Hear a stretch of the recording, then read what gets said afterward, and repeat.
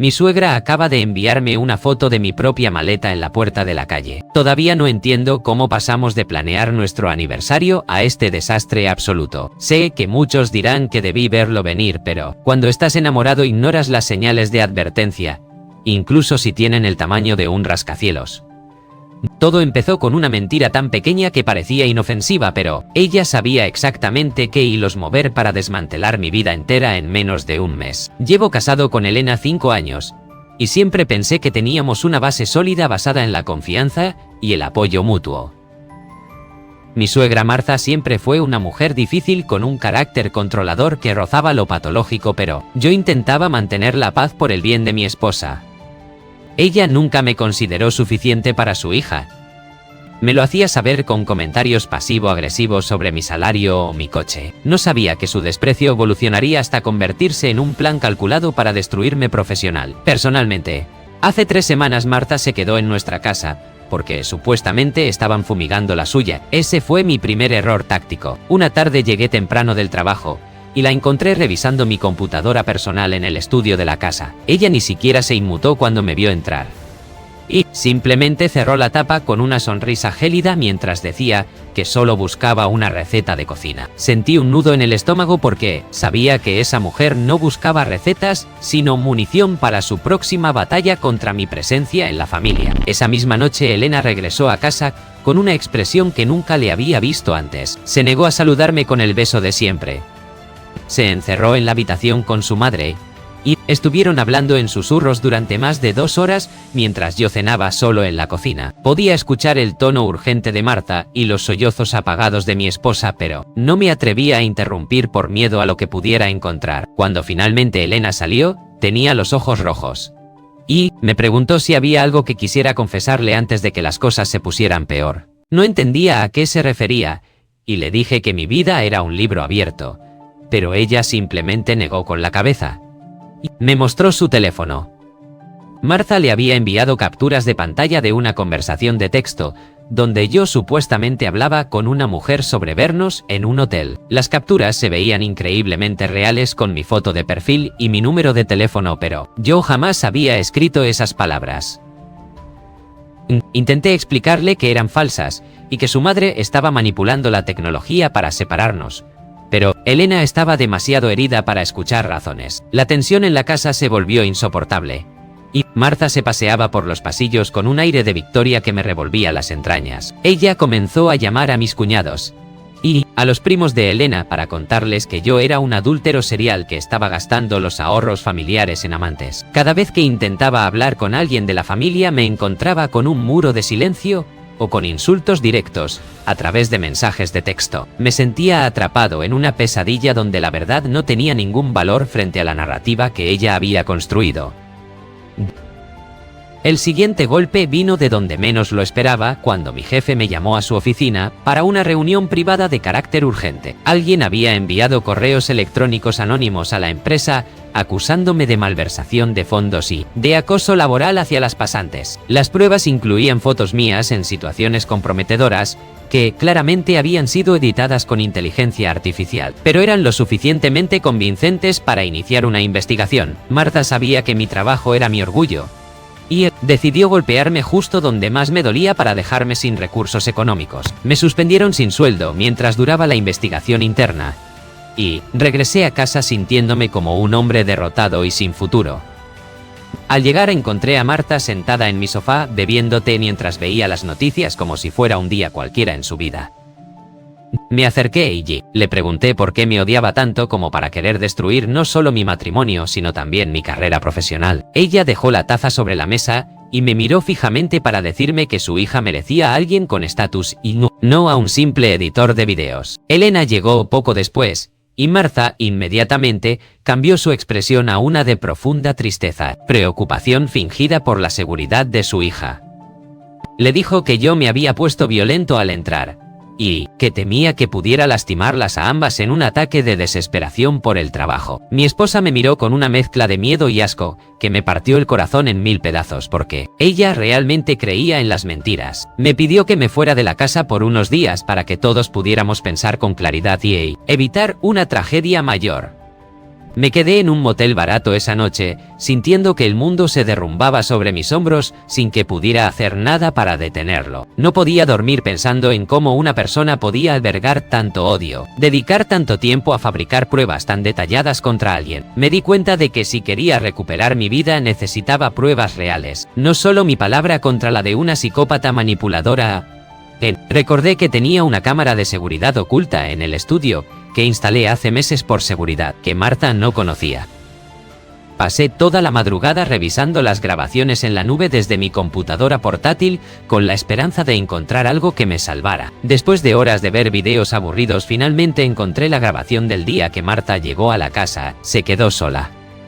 En el vídeo se veía claramente cómo ella usaba mi teléfono mientras yo me duchaba para enviarse mensajes a sí misma y luego borrarlos. También se la veía usando su propia tableta para editar fotos mías, crear los correos electrónicos falsos que envió a mi oficina. Tenía la evidencia definitiva, pero sabía que debía ser inteligente sobre cómo presentarla para que Elena no pudiera ignorar la realidad de su madre. Martha era experta en dar vuelta a las situaciones. Y si yo llegaba gritando solo confirmaría su teoría de que yo era un hombre inestable. Decidí esperar al día siguiente, cuando sabía que toda la familia de Elena se reuniría en nuestra casa para discutir el divorcio. Quería que todos vieran la verdadera cara de la mujer que habían defendido ciegamente durante años a costa de mi reputación. Llegué a la casa y el ambiente era pesado con la presencia de mis cuñados, los padres de Elena sentados en la sala como un tribunal. Martha estaba en el centro de todo disfrutando de su papel de protectora de la familia, mientras consolaba a una Elena visiblemente agotada. Todos me miraron con hostilidad cuando entré, pero me mantuve tranquilo. Coloqué mi computadora sobre la mesa del comedor. Les dije que no venía a pelear sino a mostrarles la única verdad que importaba en toda esta red de mentiras. Conecté la computadora al televisor de la sala y reproduje el video, donde se veía a Martha manipulando mi teléfono con una precisión quirúrgica. El silencio en la habitación era absoluto, mientras todos veían cómo ella fabricaba las pruebas de mi supuesta infidelidad con una sonrisa en el rostro. Elena se cubrió la boca con las manos y empezó a temblar mientras veía a su propia madre destruir su matrimonio por puro capricho. Martha intentó decir que el video estaba manipulado, pero las imágenes eran demasiado claras, detalladas para ser falsas. Luego reproduje la parte donde ella enviaba los correos a mi trabajo y se reía sola mientras escribía las acusaciones de acoso contra mí. Mis cuñados bajaron la cabeza avergonzados por haberme insultado y por haber creído ciegamente en las historias de una mujer resentida. Elena se levantó y se acercó a su madre para preguntarle cómo pudo hacerle algo así a su propia hija sabiendo cuánto me amaba a ella. Martha no mostró remordimiento y simplemente dijo que lo hizo por el bien de la familia, porque yo nunca encajaría en su mundo. Ese fue el momento en que Elena finalmente despertó de la hipnosis en la que su madre la había tenido sumergida desde que era una niña. Le gritó que se fuera de nuestra casa y que no quería volver a verla nunca más en su vida, porque había cruzado una línea imperdonable. Martha recogió sus cosas con una dignidad fingida y salió de la casa sin mirar atrás, manteniendo su postura de superioridad hasta el último segundo. El daño ya estaba hecho, y aunque la verdad había salido a la luz, las cicatrices en nuestro matrimonio eran profundas. Elena me pidió perdón de rodillas, llorando desconsoladamente por no haber confiado en el hombre con el que había compartido 5 años de su vida.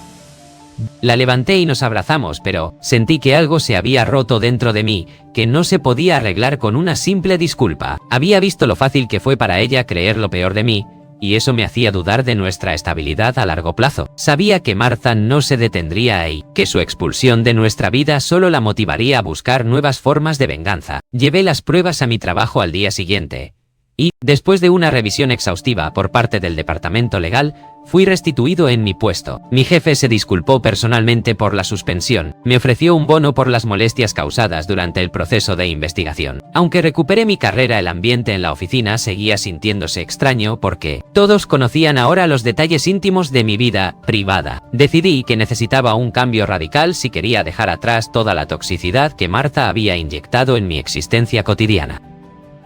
Hablé con Elena sobre la posibilidad de mudarnos a otra ciudad, lejos de su familia, para empezar de cero sin la sombra constante de su madre. Ella estuvo de acuerdo inmediatamente, porque también necesitaba alejarse de los recuerdos, de la influencia manipuladora de Martha en su círculo social. Empezamos a empacar nuestras cosas, a vender los muebles que ya no necesitábamos, sintiendo por primera vez una chispa de esperanza real. Pensé que finalmente estábamos a salvo, pero subestimé una vez más la capacidad de maldad de mi suegra. 2 días antes de nuestra mudanza recibí una notificación legal de que Martha nos estaba demandando por difamación, por daños emocionales tras el incidente del video.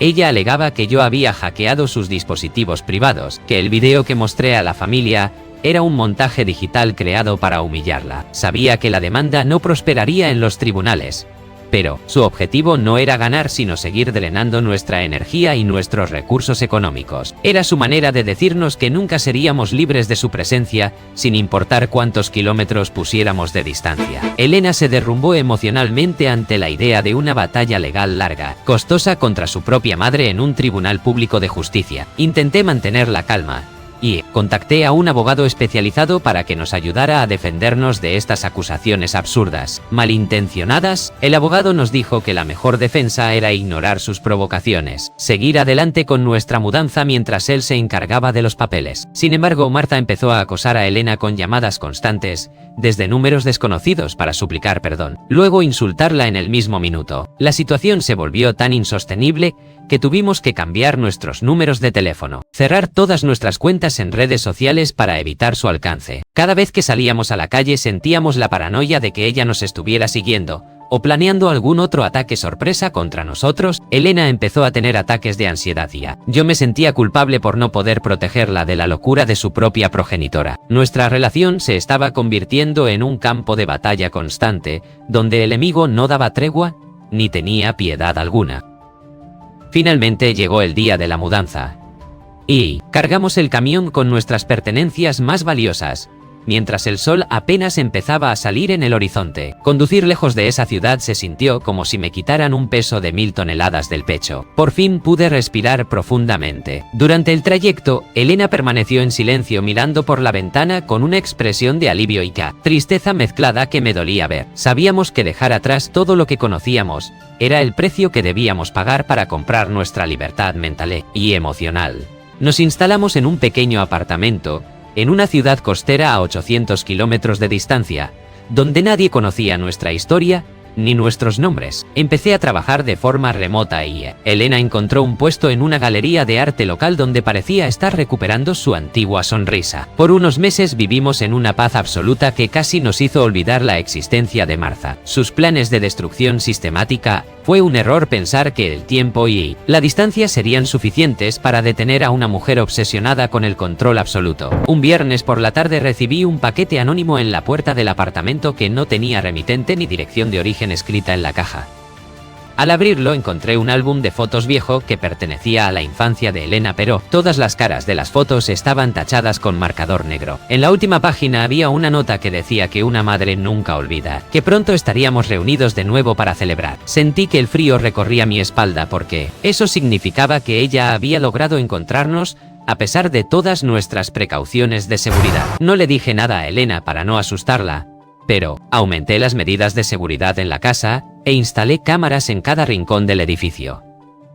Pasaba las noches vigilando los monitores esperando ver la figura de Martha acechando en las sombras de nuestra nueva vida tranquila y perfecta. Mi salud mental empezó a deteriorarse y la desconfianza volvió a filtrarse en mi relación con Elena, aunque ella no sabía el motivo. Me sentía atrapado nuevamente en su red de juegos psicológicos, donde ella siempre parecía estar un paso por delante de mis movimientos defensivos.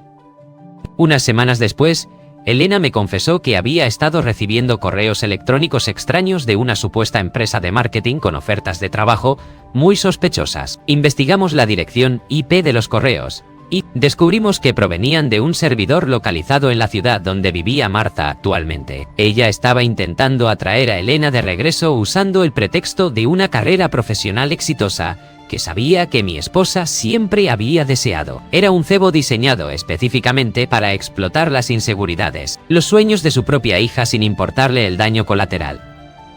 Decidimos que ya era suficiente de huir y que necesitábamos enfrentar a Martha de una manera que la dejara incapacitada legalmente para acercarse a nosotros.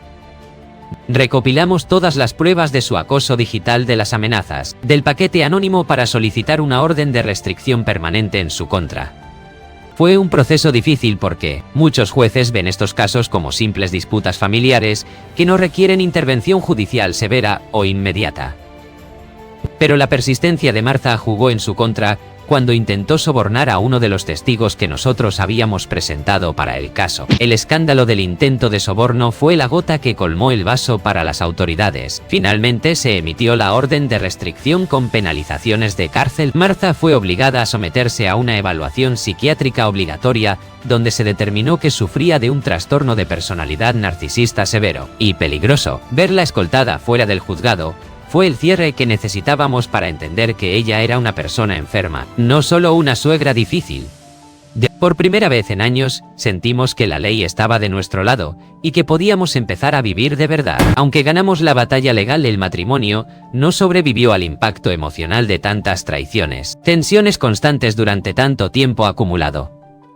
Elena y yo decidimos separarnos de forma amistosa unos meses después de que se dictara la sentencia definitiva contra su madre en el juzgado. Nos dimos cuenta de que nuestro amor se había transformado en un recordatorio constante de dolor, trauma que ninguno de los dos podía ignorar. A veces la verdad llega demasiado tarde para salvar lo que realmente importa en la vida de una persona que solo buscaba felicidad.